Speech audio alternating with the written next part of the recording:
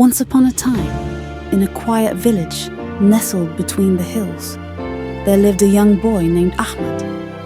Ahmad was only 8 years old, but his heart was filled with kindness, bravery, and a deep love for his faith.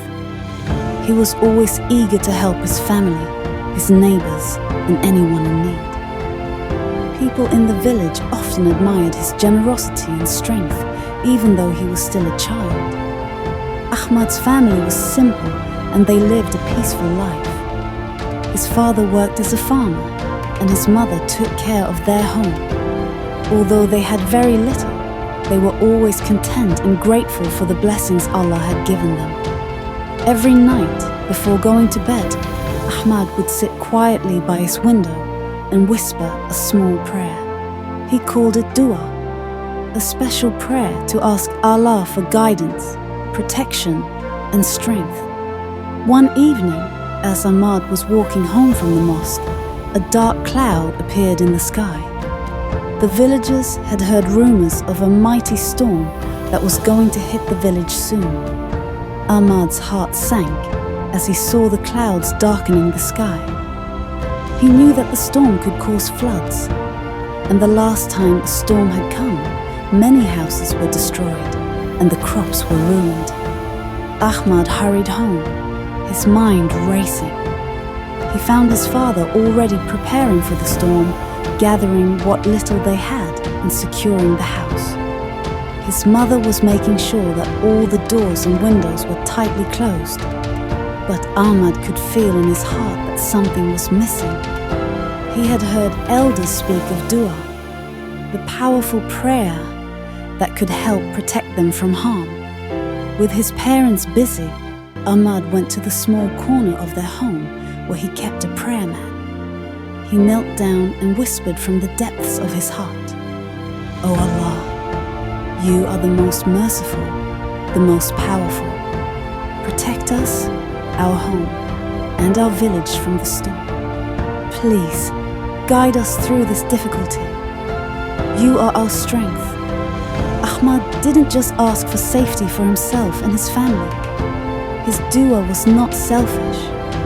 He prayed for the entire village, asking Allah to protect the homes, animals, and crops of everyone around him.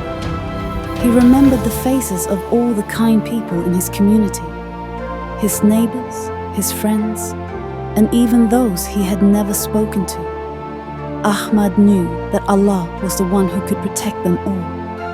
As he finished his prayer, a sense of calm washed over him. He felt a deep peace in his heart, knowing that he had done what he could and placed his trust in Allah. He smiled and joined his family, who were all gathered in the living room, waiting for the storm to arrive. The wind began to pick up, and the first drops of rain began to fall. But then something miraculous happened. The storm that had been predicted to be fierce and destructive suddenly began to weaken. The wind died down, and the rain turned into a gentle shower. The villagers, who had been anxiously preparing for the worst, were astonished. The storm passed over their village, leaving no damage behind. Not a single home was flooded, and the crops remained safe. Everyone in the village was in awe of the mercy and protection that Allah had shown them. The next day, the villagers gathered in the mosque to give thanks to Allah for their safety.